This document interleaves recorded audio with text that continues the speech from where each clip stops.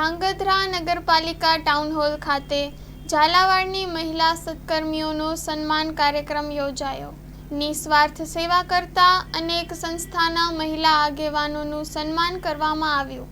Story report by Dinesh Kampva, Dhrangadhra.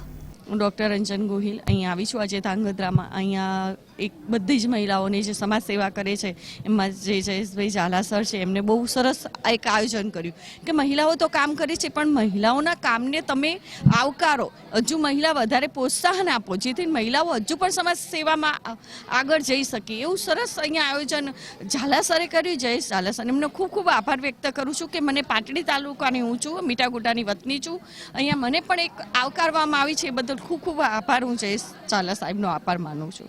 Dhrangadhra મુકામે આજે જયેશભાઈ ઝાલા દ્વારા વિવિધ ક્ષેત્રની 425થી પણ વધુ બહેનોનું જે આજે સન્માન કરવામાં આવ્યું છે, સ્ત્રી શક્તિને એક નવું બળ પૂરું પાડવામાં આવ્યું છે કે જુદા જુદા ક્ષેત્રમાં એ પોતાની રીતે ખૂબ સારું કામ કરી રહી છે અને ભવિષ્યમાં પણ ખૂબ સારું કામ કરે અને બીજાને પણ પ્રેરણા મળે એ ખૂબ ઉત્કૃષ્ટ કામ છે અને એના માટે હું એમને ખૂબ ખૂબ અભિનંદન આપું છું। તેમજ ધ્રાંગધ્રાની દરેક મહિલાને આનાથી ખૂબ વધુ શક્તિ મળશે કામ કરવાની।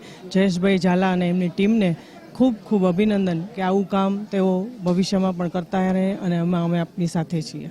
મારું નામ વૈદ કોમલ ફુલબારિયા છે। આયુર્વેદ હોસ્પિટલ ધાંગધ્રામાં હું ફરજ બજાવું છું। આજના દિવસે મહિલા સત્કર્મીઓનું જે સન્માન કે વંદના સમારંભ યોજાઈ ગયો છે, તો એમાં ધાંગધ્રા શહેર અને આજુબાજુ વિસ્તારમાં જે કાર્ય કરી રહી હોય તેવી મહિલાઓ, બાળાઓ અને સ્ત્રીઓને જે પોતાનું ખૂબ જ સરસ અને સેવાકીય પ્રવૃત્તિ કરતી હોય તેનું સન્માન કરી અને એને સર્ટિફિકેટ અને શાલ આપવામાં આવી।